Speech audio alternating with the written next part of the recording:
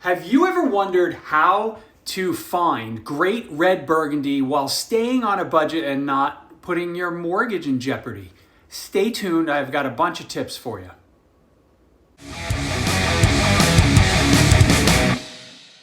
Hey, welcome back to Drinking It In. I'm your host, Chris Casara. We are here to help you know more and drink better, and today we continue to highlight ways that you can find great wine in Burgundy without breaking the bank and staying on a budget. So this is a continuation of our Burgundy on a Budget series. Today, we are covering one of the most legendary places for red wine in the world, and that is the Cote de Nuits in Burgundy. Don't get stressed out. Pretty straightforward formula for what the Cote de Nuits means. I'll let you know that. Don't worry, right? I promise we're going to explore, how to find the wines without blowing up your budget. So, what exactly is the Cote de Nuits? So we've talked about the Côte d'Or, which is Burgundy's full scope, right? The golden slope. But the formula is simple. Côte de Beaune, which we've covered previously, I'll put links to at the end of the videos, right? So it's easy for you to just continue. Côte de Beaune plus Côte de Nuits equals the Côte d'Or. So don't get stressed out when you hear those terms, right? The Côte de Beaune is the southern part of the equation, and it tends to get more attention for its white wines, while the Côte de Nuits, the subject of this video, is the northern part and is best known for its reds. They both do red and white, but that's where the reputations are really directionally correct. Côte de Nuits reds, super elegant, age-worthy, have loads of nuance, right? They're just gorgeous. And so this stretch of vineyard-covered hills, right? It covers a whole 12 miles from north to south. That's barely, any land, but it packs in some of the most prestigious vineyards in the world.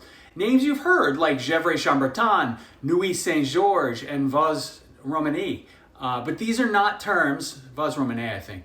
These are not terms that you're going to want to look and find on a label if you're trying to stay within any sort of a budget, right? Those bottles are super expensive, but there are plenty of options in the region. So, what is the profile of the red wines from the Côte de Nuits?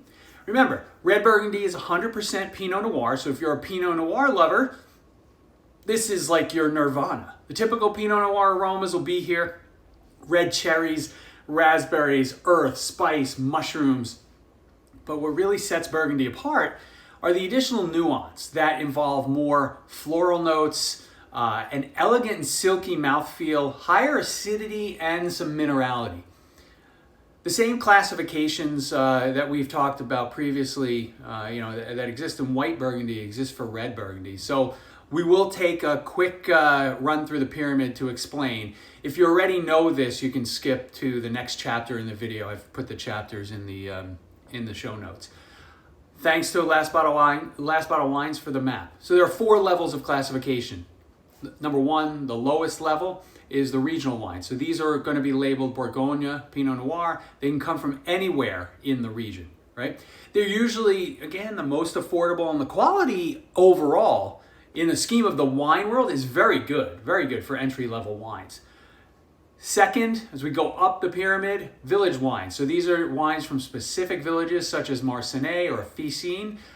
These are a step up in price and where we'll spend most of the time in this video.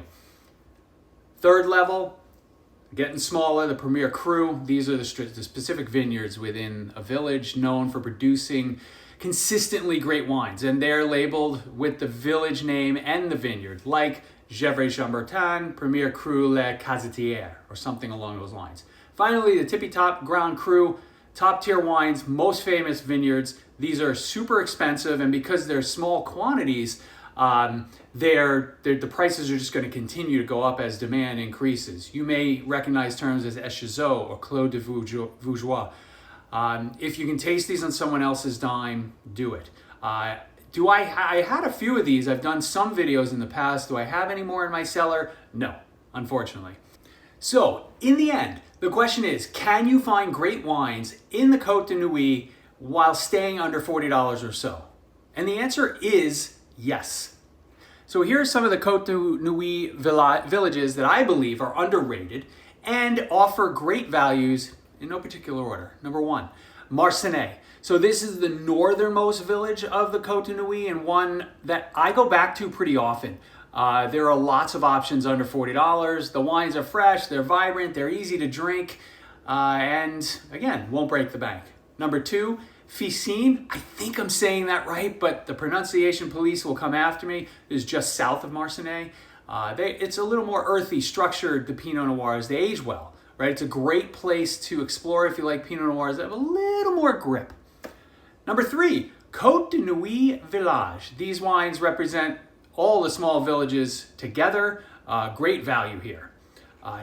Number 4, Nuits Saint-Georges. So this is one of the larger villages and maybe from a surface area perspective, maybe the largest from a surface area perspective. A lot of the wines here can be pricey, but you'll find a bunch of bottles under $50. These will generally be closer to 50 than 40.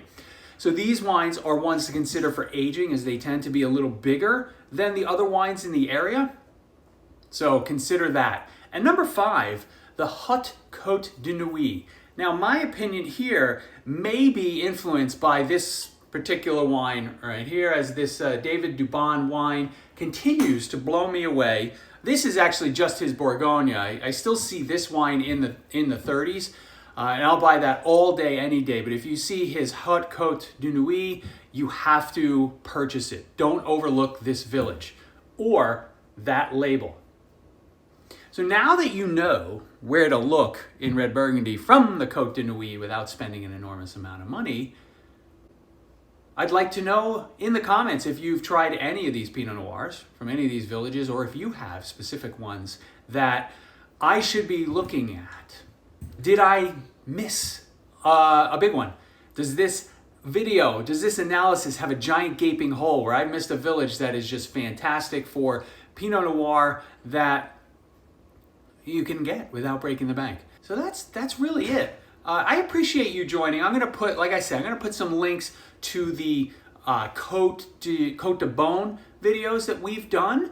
I'll put them up here, and then if you would be so nice as to hit that subscribe button down there, it would mean so much to me, because although all you are watching, 95.7% of you are not subscribed, and wouldn't you want to see this face more often in your video feed? Come on.